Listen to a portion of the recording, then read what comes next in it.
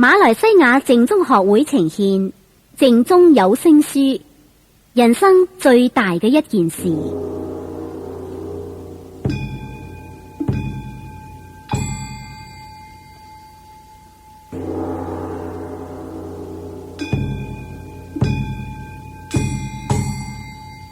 人生最大嘅一件事。播音周錦標、李俊文、鄭榮，監製妙音居士，製作馬來西亞靜宗學會。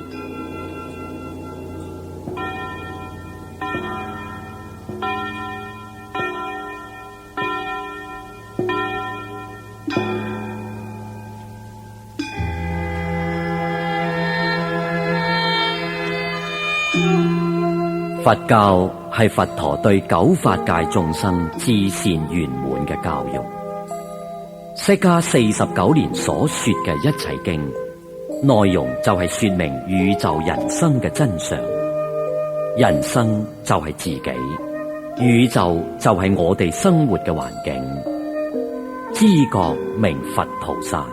不覺名凡夫。修行就係將我哋對宇宙人生錯誤嘅睇法、想法、說法、做法加以修正。佛教嘅修行綱領係覺正淨，覺而不迷，正而不邪，淨而不染，並依戒定為三項，以求達到此目標。修學嘅基礎係三福。待人依六和，處世修六道，專普賢願，歸心淨土，佛之教化能事不易。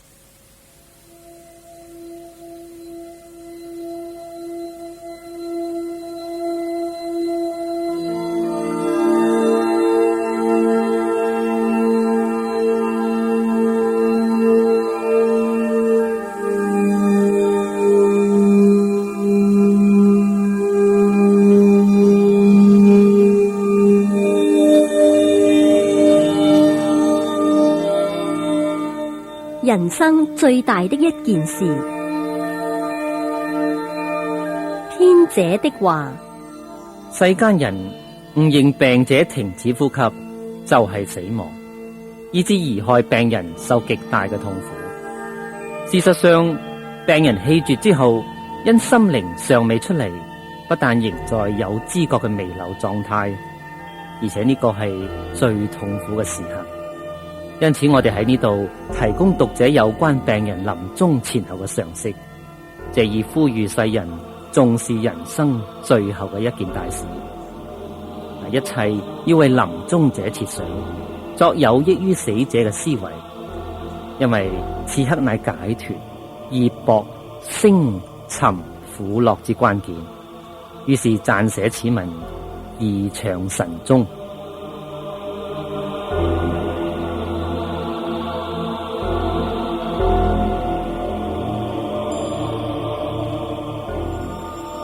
人係身體與心靈和合而形成，心靈係不滅嘅，身體係物質，如放射，如機器，萬物有成住壞空，身體又生老病死。心靈離開咗身體，熱度消失，命根斷絕，為之死亡。實在死嘅係身體，心靈並冇死。但係病者嘅呼吸脈搏停止嘅時候，心靈就絕對唔係同時離開身體嘅噃。咁病者氣絕之後，心靈何時離開身體呢？最快嘅咧，有馬上就去；最慢嘅，或有延遲一兩日嘅。咁事實上，最快同最慢係極少數。就一般嘅情形嚟講，大致上係10至12個小時就會出嚟身體嘅。嗱，又有氣絕之後數日之內，常常會有死而復生嘅。咁有兩個原因：一係心靈仲未離去；二係去而復返。基於上述事實，所以對於臨終大事，千萬要慎重。世人誤認病者停止呼吸脈搏就係死亡，就當作死屍看待啦。以致貽害病人受極大嘅痛苦。因此，本文提供臨終嘅常識，以喚起社會人士對於病者臨終前後嘅重視。心靈係不滅嘅，家屬應該着重在臨終者嘅心靈上，應該如何至令到心靈不痛苦，應該如何至令到心靈有安靜，心靈所需求嘅係乜嘢，應該引導心靈向何處去，應該如何令到亡靈有利，如何為有害等等問題加以重視嘅。世間人雖然具有高度嘅智慧，但係對人生最後嘅臨終大事就持有呼吸停止即係死亡，即係斷滅，既死即了，聽其自然嘅見解，只圖如何安排與死者冇益處嘅虛浮場面，而漠然忽視咗亡者心靈上嘅一啲實際問題。因為錯誤嘅認識與錯誤嘅舉動，而導致臨終者枉受極大嘅悲慘，生者則懵然不知。咁唔係不智咩？不知病人嘅呼吸脈搏雖然已經停止，而心靈亦叫做神識，仲未離去。唔單止仍然喺有知覺嘅未流狀態，佢心識嘅感受好似龜脫殼，係非常痛苦嘅。因此喺神識仲未離去之前，應該特別嘅體貼，要俾將要與世長辭嘅病人能夠有充分嘅平靜同安寧。所以唔能夠立刻嘅搬動，唔能夠哭泣，以免病者神識受到刺激而痛苦加深。同時更要顧慮到神識何處去嘅問題，還是任佢嘅神識隨善惡業力而受升沉流轉之苦呢？或係引導神識出嚟三界而得解脫自在之樂呢？但係皆為世人所忽視嘅。世人知道神識之未去，不知憐憫死者之痛苦，不知作救度之安排，不知殮前之應監視，而為所不應為，應為而不為，可謂顛倒不知啦。對於最大嘅死嘅問題，歸於不了了之嘅態度，不負家屬應負嘅孝道，只圖迅速了事，甘心鑄成大錯，豈不寒心？因此呢，本文乃作忠實嘅懇切呼籲：死係人生最後嘅一件大事，唯有依據佛法，只能夠得到最正確嘅認識，而徹底利益於死者嘅。各位人士，若果有所懷疑，就應該親近請教幾位講經嘅法師，唔單止可以釋疑，仲能夠增進認識，堅固信心。事關病者嘅切身利益，又點能夠唔慎重其事呢？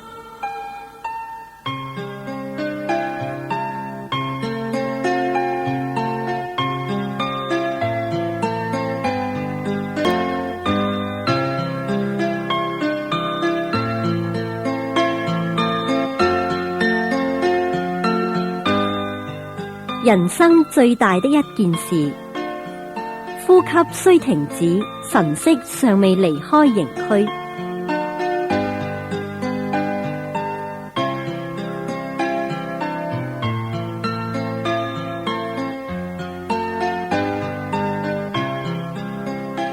病者氣絕之後，神識仲未離去，仍然係有知覺嘅，需要經過一段時間通身冷透，神識出嚟，受暖色都離開咗身體啦，先至算得係死亡嘅。喺氣絕之後，神識未去之前，心靈正係好痛苦嘅時刻，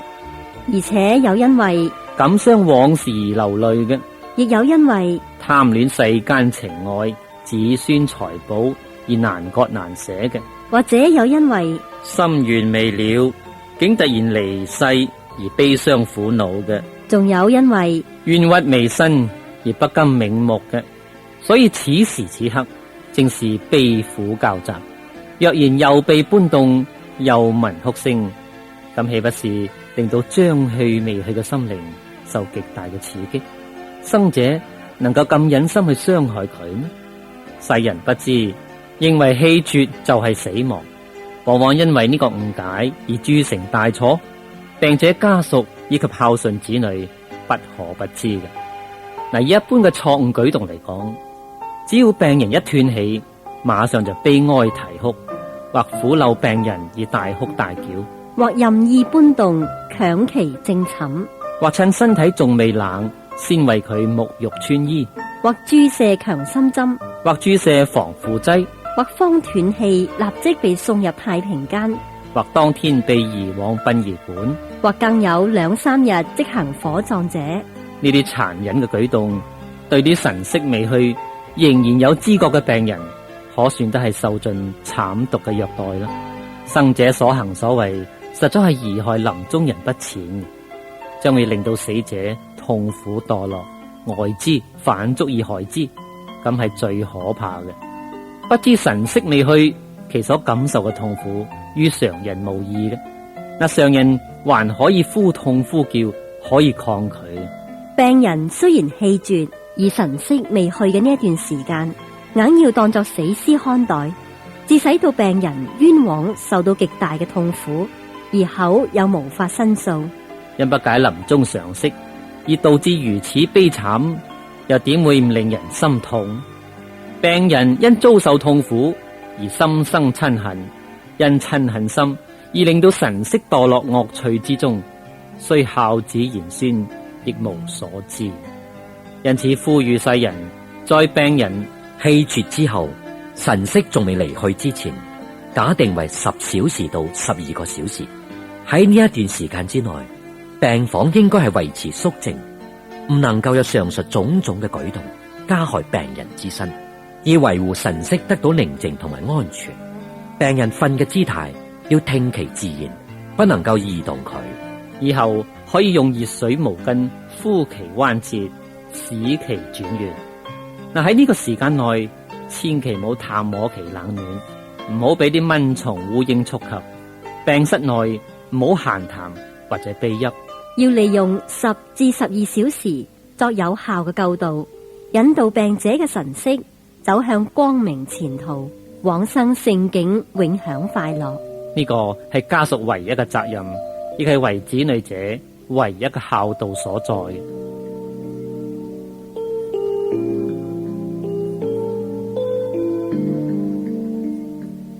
說明神色何時離開軀體。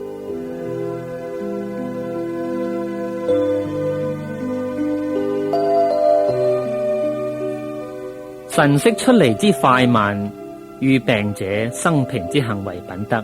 有直接關係嘅。簡單啲講，極善極惡嘅人以及往生聖境者去得最快，一般普通人呢去得比較慢。例如忠於國家、孝養父母、仁慈不殺、利人濟世，呢啲種種人，因為正氣上升嘅緣故，直接生善道，就係天道人道，所以去得快。又例如奸險陰道、窮凶極惡、忤逆不孝、殺業太重，呢啲種種嘅人，因為邪氣下沉嘅緣故，直接生惡道，亦就係畜生道、餓鬼道、地獄道，所以去得亦快。一心念佛，蒙佛接引往生佛淨土者，或修禪定正無生出三界者，其中有預知時至身無病苦安詳念佛，或入定而去者，當然直登聖境去得更快咯。嗱，普通非大善大惡之人去得就慢啦，但時間早慢各有不同，所以必須假定10至12個小時。從生死之後，仲未受後生果報之前嘅過渡時期，名為中陰身。有啲亡者1日2日受後生果報，有啲呢喺頭7、2、7受後生果報，最耐7、7、49日決定受生。嗱，就象徵嚟講，最後去嘅地方最後冷嘅，但係切忌試探冷暖。所謂10至12個小時係以一般嘅情形嚟講，但又要睇下天氣以及地方之適唔適合，酌量可能性，將時間或縮短一啲，或延長一啲，亦都無不可嘅。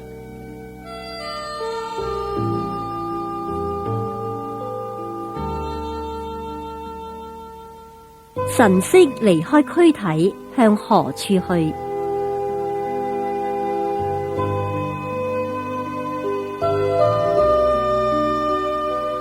無邊際嘅空間為宇，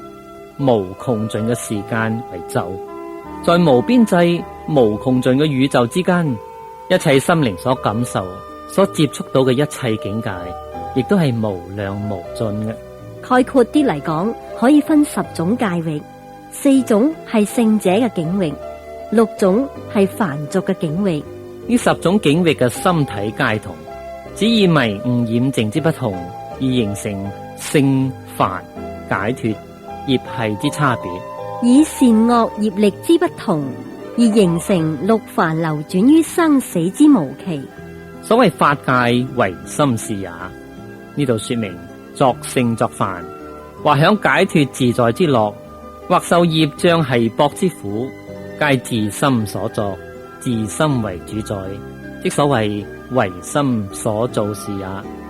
但係現直末法，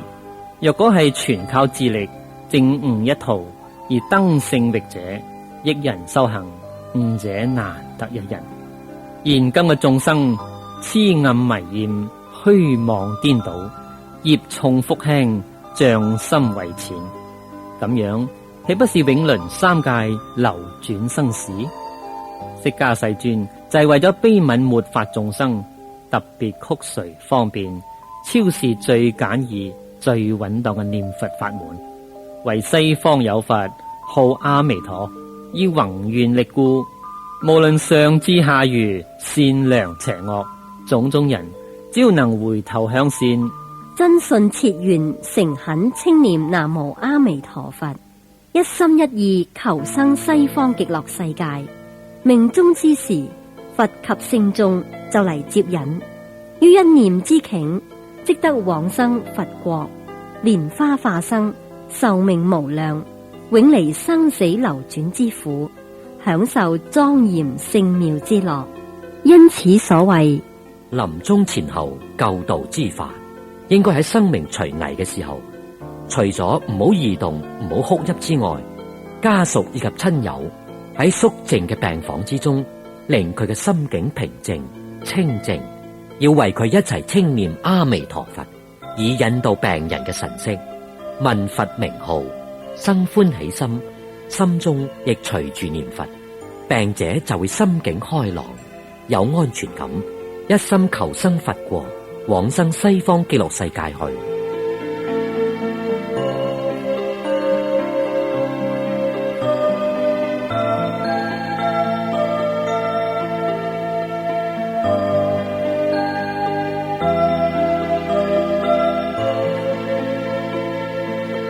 病者應有的認識。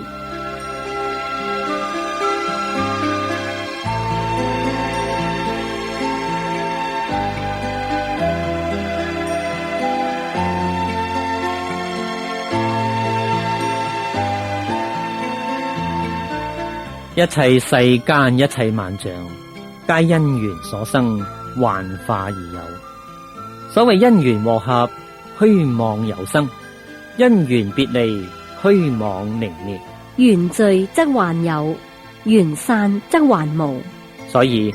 古往今來一切事物，無非水月鏡花，猶如夢幻泡影，皆是石火電光，亦似過眼雲煙。身若浮泡，幻質非堅，老衰病死，苦空無常。呢個係必然嘅生滅變異嘅軌則，千流而剎那不住嘅。因此人生嘅旅途，亦自必然有佢嘅終站，邊個都冇法子幸免嘅。世界正如旅館客棧，我只不過係一個短暫嘅過客。人生數十年，不但已經在名利物欲、得失窮通、悲歡離合、憎會愛別、天災人禍、生活壓迫、煩惱憂慮、亦仍勞心之中打個滾，而且仲要生生世世捨身受身，因果旋轉，長劫漂流，出沒四生，沉淪五趣，生死夢中萬苦交煎，虛受如此身心大苦而不覺知。當念世間諸所有法都係生滅無常嘅，都係夢幻不實嘅，又念三惡道苦，易入難出，人道惡俗，天福已盡。但係業果所牽，誠難迴避。倘若再沉溺於三界，則枉受生死，輪迴無期。應急猛回頭，將一切家事、一切身外事悉皆放下，自知道外，不生繫戀之心，而一心一意念阿彌陀佛，求生西方極樂世界。念念不放鬆，命中之時必定感佛親隨接引，即隨着來迎嘅阿彌陀佛以及聖眾於壇子之頃，往生彌陀清淨佛國，從此超凡入聖，神通自在，壽命無量，出離三界，了脱生死，是為大智慧之人。如果壽命未盡，則因念佛功德，決定消災延壽嘅。若然自知病重，應付足家人，凡嚟探病問候嘅人都請佢哋為我念佛，唔好閒談雜話。念佛功德不可思議，經云：念一句阿彌陀佛，能消多劫生死重罪；念一聲阿彌陀佛，上窮有頂天，下極風輪獄，塵剎眾生皆受布施之益。故念佛能超戰鬼神亡靈，能救度中陰。若然病重嘅時候，睇見冤魂厲鬼嚟侵擾，或化作順境嚟誘惑，只要牢記誠懇念阿彌陀佛，冤厲邪魔聽到念佛就能超升脱苦，歡喜而去啦。因此冤結得以化解，業障得以消除，自己就能夠順利往生極樂世界。念佛之人全將阿彌陀佛大悲願力接受，